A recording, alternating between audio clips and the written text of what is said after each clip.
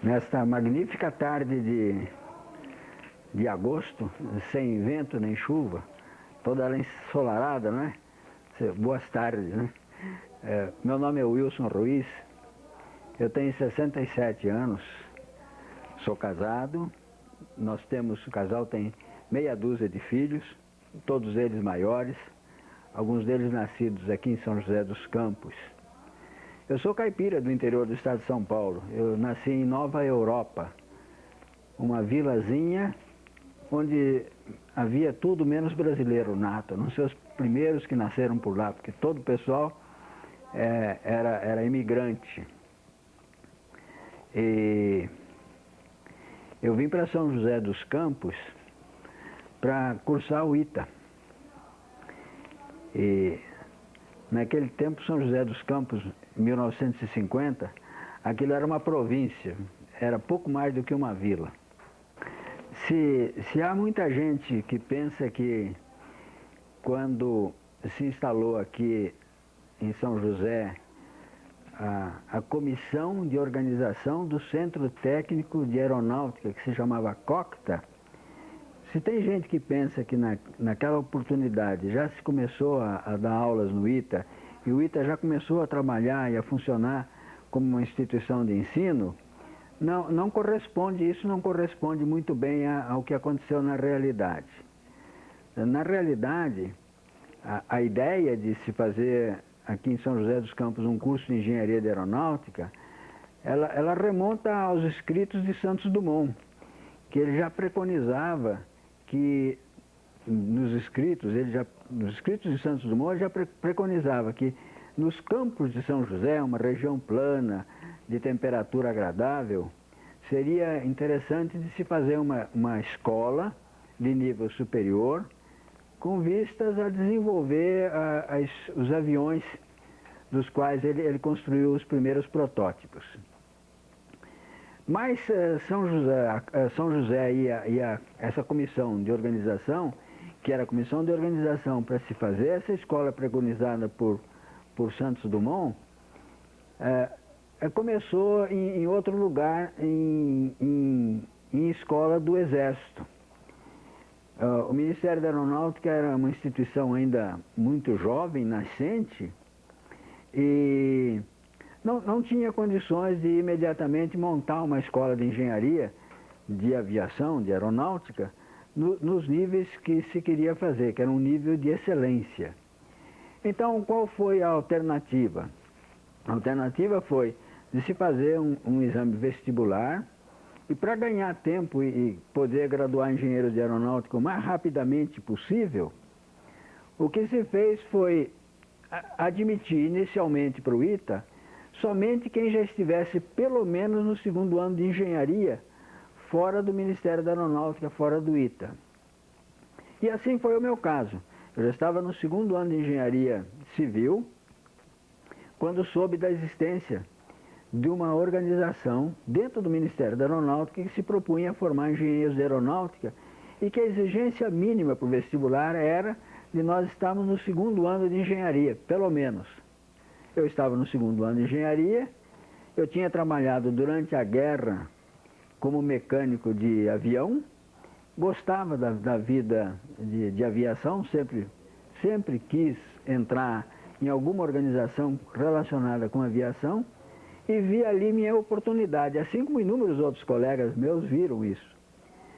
Mas o exame vestibular era feito na Escola de Engenharia do Exército, na Praia Vermelha.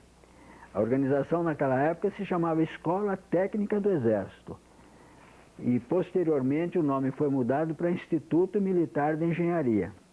Uma escola muito bem estruturada, um prédio muito bonito na Praia Vermelha. Essa escola era restrita a oficiais do Exército.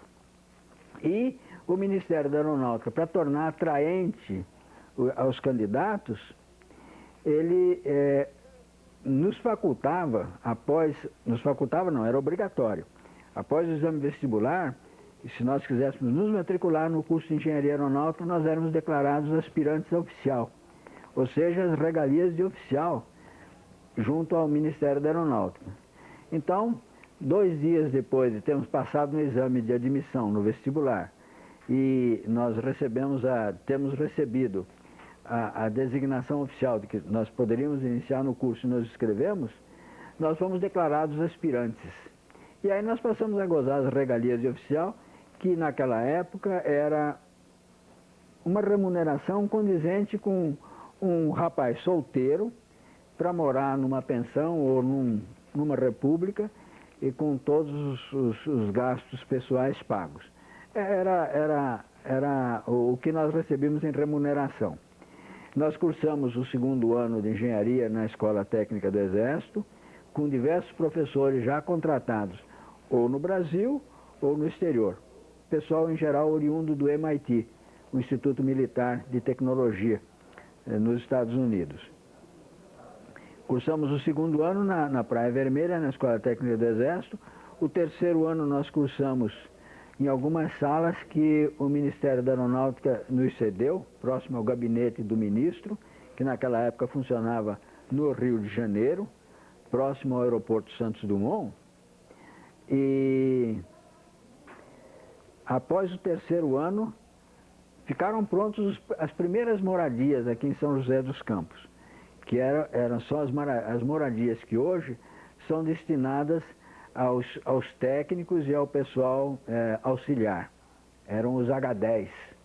Então nós viemos para inaugurar, entramos nos primeiros H10 novinhos em folha. Eles estavam mobiliados, fogão, geladeira, 2 quartos, quatro rapazes por cada apartamento. Nos ofereciam roupa de cama e havia um serviço que vinha o pessoal da arrumação, arrumava os nossos quartos, arrumava nossas camas, e trocava lençol, roupa de cama, fronha, cobertores, trocavam tudo, lavavam, limpavam o apartamento. Então nós tínhamos uma série de regalias, porque não pagávamos refeição, não pagávamos o aluguel do apartamento novo. Tínhamos um camareiro para cuidar de todos os detalhes de arrumação, lavagem de roupa e tal.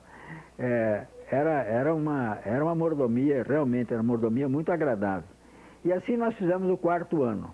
No 5º ano ficaram prontos os primeiros apartamentos de um nível mais elevado, já era um apartamento melhorado, que eram os H18, e nós fomos os primeiros a inaugurar os H18 também. Então nós inauguramos o H10, depois inauguramos o H18 e nos graduamos finalmente já morando no H18. Nesse tempo, muitas coisas interessantes aconteceram. Seria impossível numa entrevista tão rápida como essa, eu me lembrar das inúmeras façanhas entre aspas, porque aqui nós vivemos uma vida muito interessante, cheia de aspectos muito curiosos, muito poéticos. Basta dizer que a Dutra, ela nem tinha sido a rigor inaugurada, porque as máquinas tinham acabado de passar na primeira pista, com aquela brita bem grande, e tinham passado simplesmente uma camada de piche. Isso já foi um grande avanço, porque logo que nós chegamos aqui nem havia ainda a camada de pedra. Então nós íamos do CTA para a cidade, nós tínhamos que atravessar aquela parte alta da Dutra, ao lado de onde hoje é o viaduto. Ali por baixo sempre havia muita lama ou pó demais, e essa era uma condição normal, porque a maior parte das ruas de São José não era calçada. As que eram calçadas com paralelepípedos, aqueles blocos grandes de granito. E a Paraibuna, quando se saía da cidade, era uma ruazinha muito estreita, com casas de moradia, até quase a entrada do CTA, e as casas faceavam praticamente o nível, o limite da rua. E como ali era ou barro ou poeira, Então, quando passava um automóvel, ou um ônibus, ou uma caminhonete, espirrava barro na fachada das casas. Ou então, aquela poeira toda que levantava invadia as casas. Então, São José, como foi dito no início, ele era pouco mais ou menos o quê? Ele era pouco mais ou menos uma vila. E uma vila com uma característica que se considerava muito interessante para quem era tuberculoso e vinha para cá como uma estação de cura. Então, com o repouso, o ar puro da região e a grande quantidade de incidência de raios ultravioletas favorecia a cura da tuberculose. E a parte negativa era que nos diziam sempre, se você vai para São José, você toma cuidado para não se contagiar com o bacilo. Então você só vá num bar onde você possa ter o seu próprio copo guardado lá e não tome em qualquer copo e nem entre em qualquer bar, nem em qualquer restaurante, porque o perigo de contágio é grande. Se não é verdade, pelo menos essa era a lenda que corria e a versão que corria na época. Então não vá, não vá. De maneira que a gente tinha um pouco de receio de ir à cidade. No começo, quando eu me formei, no ano de 1952, nesse último ano, já havia alguns bares e alguns restaurantes, alguns não, havia um restaurante e havia um bar onde se tinha certeza de que a asepsia dos talheres, e dos pratos e dos copos era boa e se podia ter confiança de que não se ia contagiar, não se ia adquirir a moléstia. Muitas vezes me perguntam como foi o comportamento, a seleção da nossa turma, que foi das primeiras. Houve uma antes da nossa. Dentro desse mesmo esquema de sermos convocados como aspirantes e cursarmos o curso como aspirantes. E com um compromisso com a Força Aérea Brasileira, com o Ministério da Aeronáutica, era que após terminado o curso de Engenharia de Aeronáutica, nós seríamos convocados já como oficiais regulares para o Corpo de Oficiais de Aeronáutica. E, respondendo à pergunta de como é que ocorreu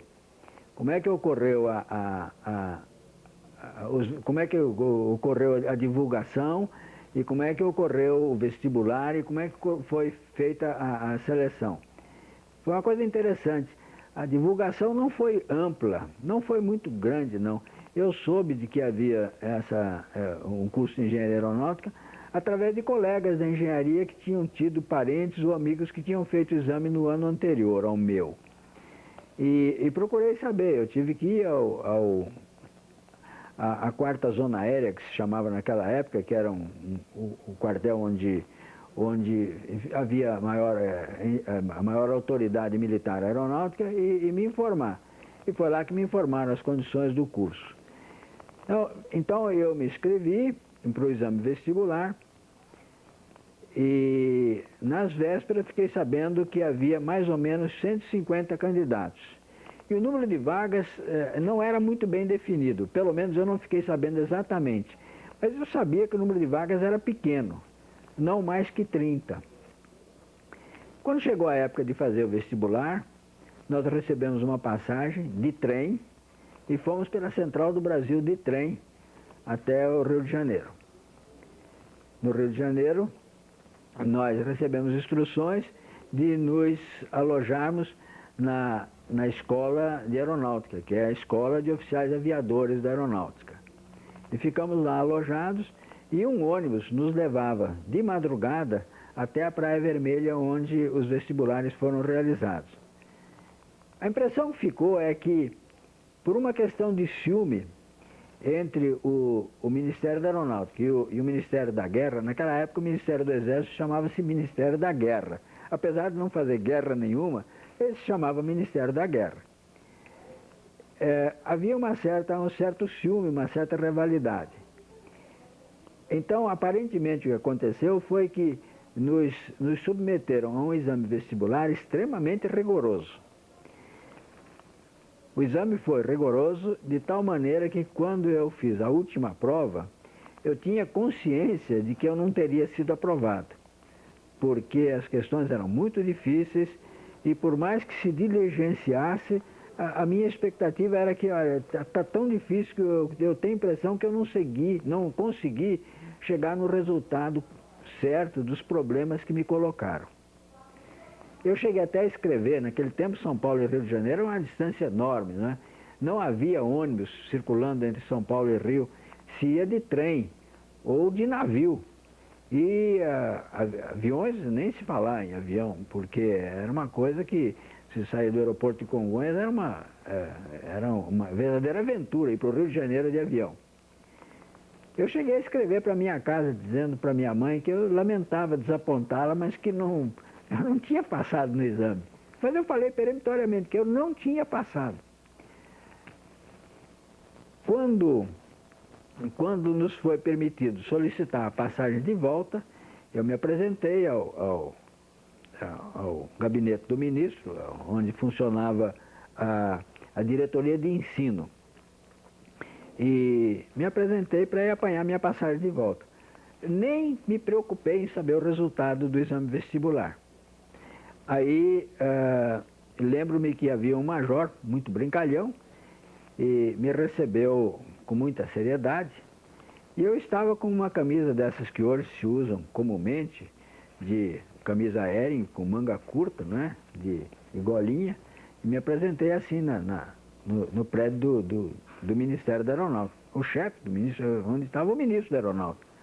E o major passou uma violenta descompostura, que essa não era uma maneira de eu me apresentar no Ministério da Aeronáutica, porque teria que ir pelo menos com uma camisa de manga comprida e um paletó. No Rio de Janeiro fazia um calorão tremendo e considerado. Indo de paletó para lá, bem, depois de receber a tremenda descompostura, o major me perguntou o que eu queria lá. Ele já sabia meu nome. Eu disse que eu vinha buscar minha passagem de volta. Aí ele disse muito sério, pois eu não vou lhe dar passagem de volta, porque o senhor fez essa disfarçatez com a gente, e agora não vou, como punição, não vou lhe dar passagem de volta. Eu fiquei sem entender bem o que se passava. Mas perguntei, mas será que não tem jeito? Por que o senhor não vai dar? Aí ele disse com a cara mais fechada desse mundo, porque você passou em segundo lugar no vestibular e não acredito que você vai querer ir de volta tão já, porque nós temos que formalizar a sua declaração de aspirante. Disse os colegas que estavam do lado que eu me senti mal e mandaram me servir um cafezinho e sentar no sofá, porque eu achei que a notícia era tão boa demais que não podia ser verdadeira. Afinal, me disseram que só 3 de nós havíamos passado e que o curso não podia ser realizado porque não se faria um curso de engenharia somente com 3 alunos. Mas aí fizeram uma revisão nas provas e chegaram à conclusão que outros colegas tinham sido aprovados também. O que resultou para a nossa turma um número de 12 alunos, que foram os 12 colegas com quem eu fiz o curso. Quando nós viemos para São José dos Campos, o dia estava tão bonito como o dia de hoje, assim, era um dia glorioso. Então foi como que uma festa, né? Chegamos aqui, fomos muito bem recebidos,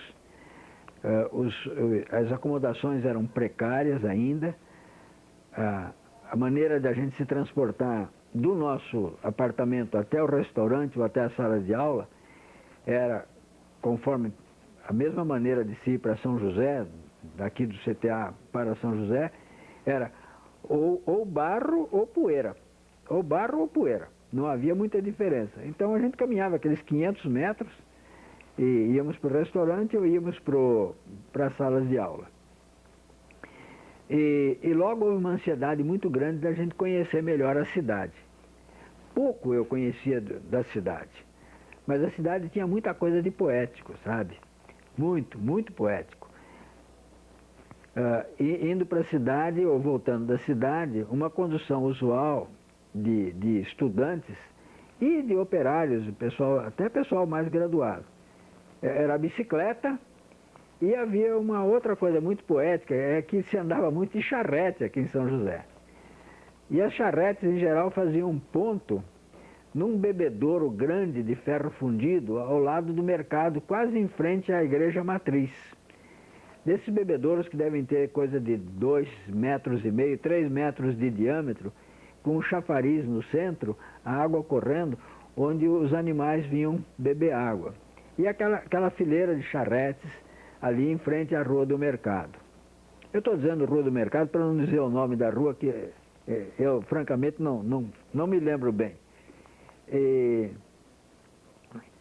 Bom, é lógico que uma porção de animais parados em frente ao mercado, quase que o dia todo aguardando que chegassem os clientes, a rua não tinha um cheiro muito agradável não, né? Mas o mercado era bastante parecido com o que é hoje, não tem muita diferença, exceto as ruas, né? Que a pavimentação era pobre. Então a gente tomava uma charrete e nos levava até o CTA. Ou então, se pegava uma carona, havia aqui no CTA uma caminhonete que comportaria coisa de umas 10, 12 pessoas. A caminhonete levava filhos de professores para estudar no colégio da cidade, e quando se podia se pegava uma carona na caminhonete. Com o tempo começou a funcionar um ônibus por dia, e depois a frequência foi aumentando,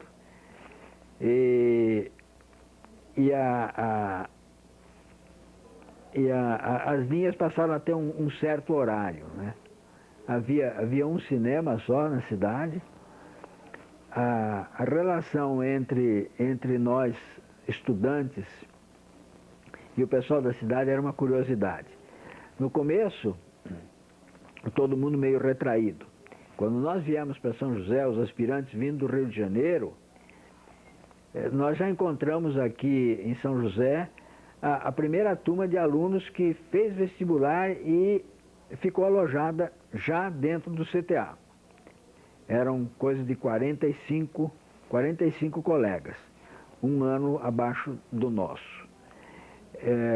Então, nós éramos uma turma antes da nossa, que teria mais ou menos o mesmo número de alunos, 12 alunos, nós mais 12, e mais a primeira turma, 45, e no ano seguinte, no ano de 52, mais 45.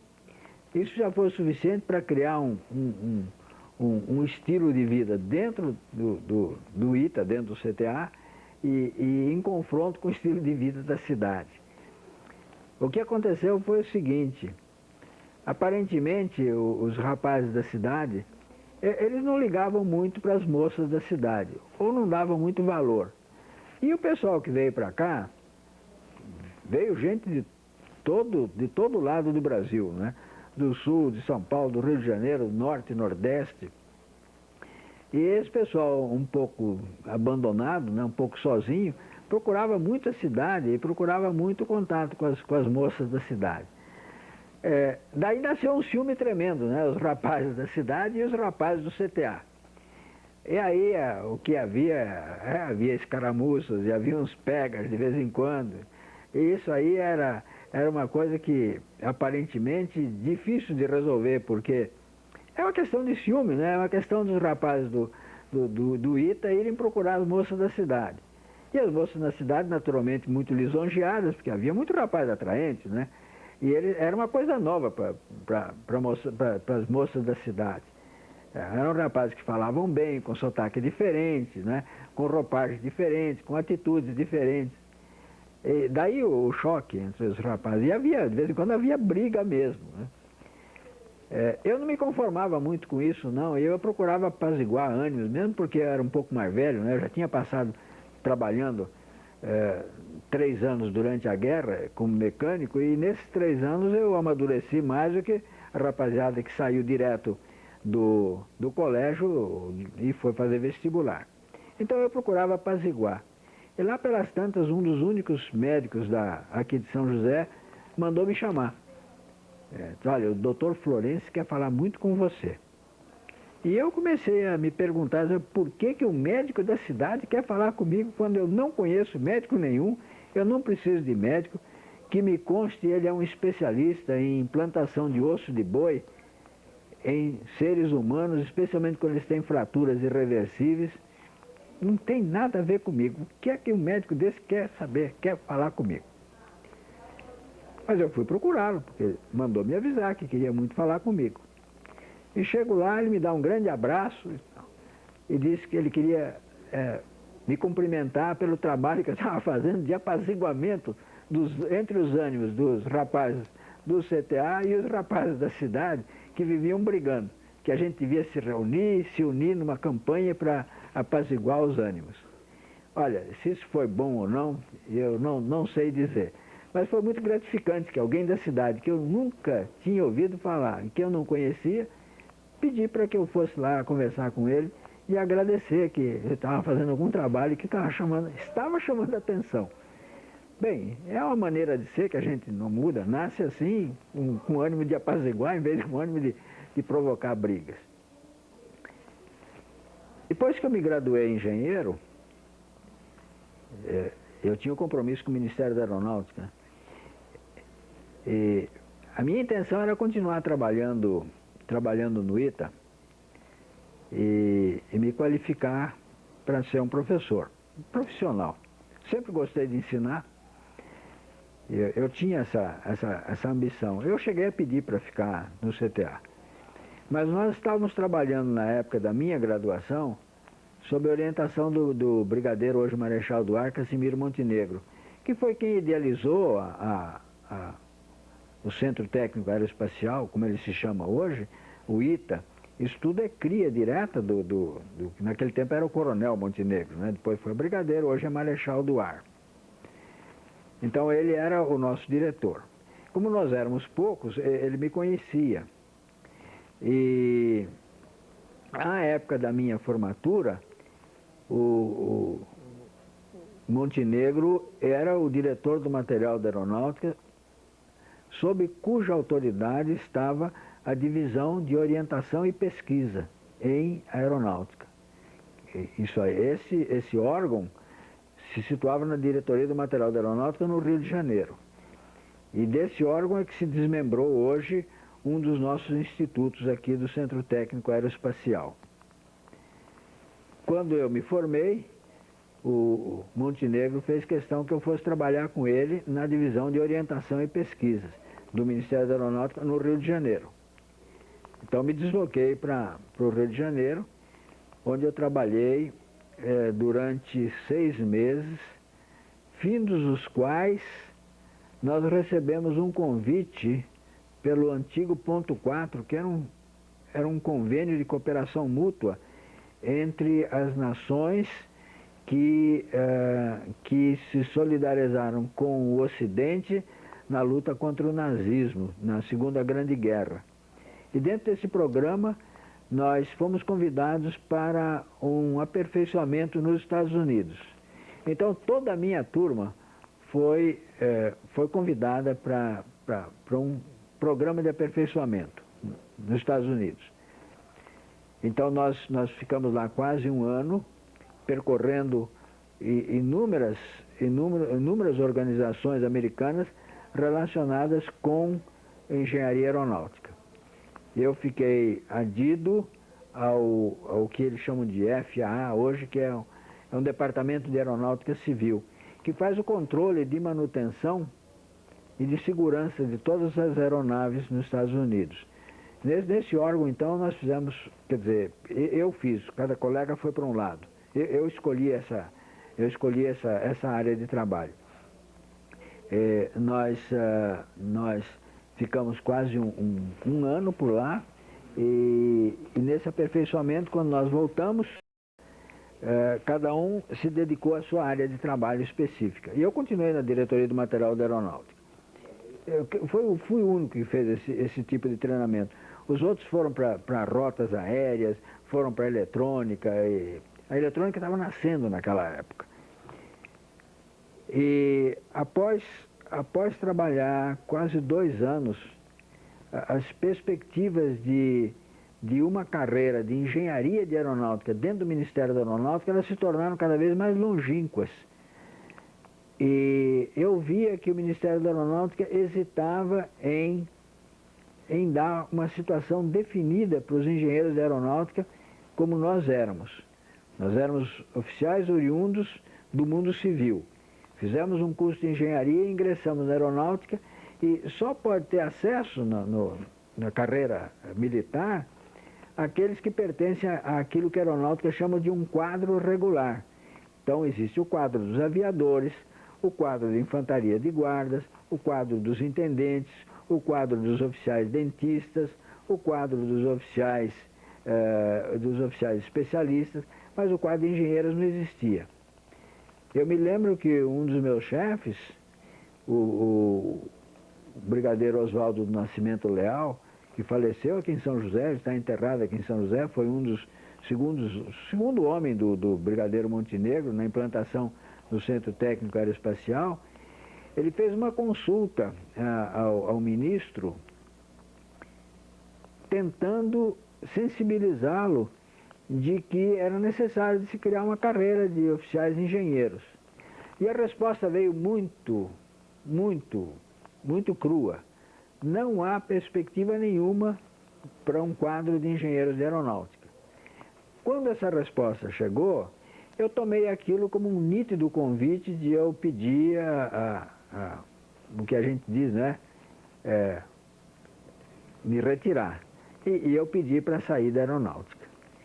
E eu pedi para sair da aeronáutica e fui trabalhar numa firma especializada em material aeronáutico, uma multinacional, onde foi muito bom porque aprendi muita coisa e cheguei a diretor da nossa filial brasileira. Mas as minhas aspirações não pararam por aí, não. Enquanto eu não montei uma fábrica de peças de avião, eu não sosseguei. Vim para São Paulo, montei uma fábrica pequenininha e comecei a fabricar peças para o então Paulistinha, que estava ressurgindo em Botucatu, através da Neiva. Fabriquei peças de avião durante coisa de uns 10 anos.